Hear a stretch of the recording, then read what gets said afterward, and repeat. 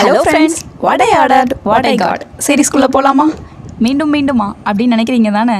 நானும் ரொம்ப நாள் ட்ரை பண்ணுறேன், செட் ஆக மாட்டேங்குது. என்றைக்காவது ஒரு நாள் வைக்காங்கிற நம்பிக்கையில் நானும் ஆகாயத்தில் தூக்கி போட்டு கேட்ச் பிடிக்க ட்ரை பண்ணுறேன், செட் ஆகலை. ஸோ ஒரு வழியாக சரி ஓகே கேஷுவலாக தூக்கி போட்டு ஓப்பன் பண்ணிடலான்னு சொல்லிட்டு உள்ளக்க போயிட்டேன்.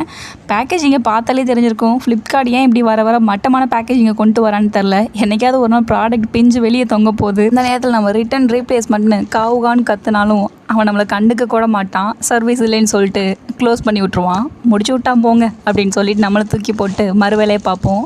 இதான் நடக்கும்.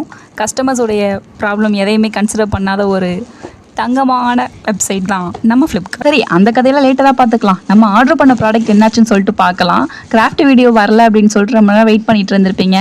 அதுக்கு ரீசன் நம்மளுடைய ஸ்டாண்ட் நமக்கு செட் ஆகலை. ஸோ ஸ்டாண்டை மாற்றிடலாம், அப்போ தான் நம்மளை ப்ராப்பராக வீடியோ எடுக்க முடியும்.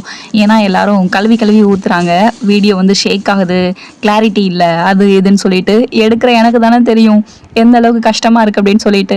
சரி புலம்பெல்லாம் சரியாக வராது, ஸ்டாண்டை மாற்றிடுவோன்னு சொல்லிட்டு ஆர்டர் பண்ணிட்டேன். ஸோ இந்த ஸ்டாண்டுடைய அன்பாக்சிங் வீடியோ தான் இப்போ நீங்கள் பார்க்குறது. ஸோ அதோடைய அவுட்புட்லாம் எப்படி இருந்துச்சுன்னா சும்மா மரணமாக இருந்துச்சு. எனக்கு பிடிச்சிருந்துச்சி.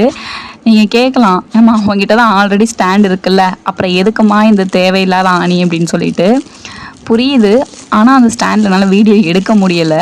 நான் கூட நினச்சேன் எனக்கு தான் வீடியோ எடுக்க தரல அப்படின்னு சொல்லிட்டு. ஆனால் நம்ம பண்ணுற ஒர்க்குக்கு சூட்டபுளான ஸ்டாண்ட் அது இல்லை அப்படின்னு சொல்லிட்டு லேட்டாக தான் நான் ரியலைஸ் பண்ணேன். ஸோ இது என்னுடைய ஃப்ரெண்டு ஒருத்தவங்க கிட்ட கேட்டு தான் இந்த ஸ்டாண்ட் ஆர்டர் பண்ணேன். ஸோ அவங்க தான் லிங்க் ஷேர் பண்ணாங்க.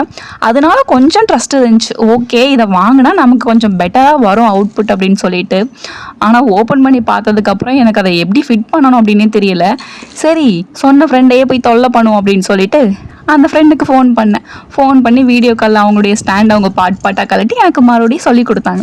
ஸோ அது மாதிரியே பண்ணிட்டேன். ஸோ பண்ணதுக்கப்புறம் என்னோடய அவுட்புட் நல்லா வந்துச்சு. ஏன்னா நெக்ஸ்ட்டு கிராஃப்ட் வீடியோ நான் எடுத்து முடிச்சிட்டேன். ஸோ கண்டிப்பாக உங்களுக்கு நான் அப்லோட் பண்ணுறேன். அந்த வீடியோ ட்ரஸ்ட் மீ ஷேக் ஆகாமல் கிளாரிட்டியாக இருக்கும். ஸோ நான் செட் பண்ணதுக்கப்புறம் என்னோடய ஸ்டாண்ட் இந்த மாதிரி தான் இருந்துச்சு.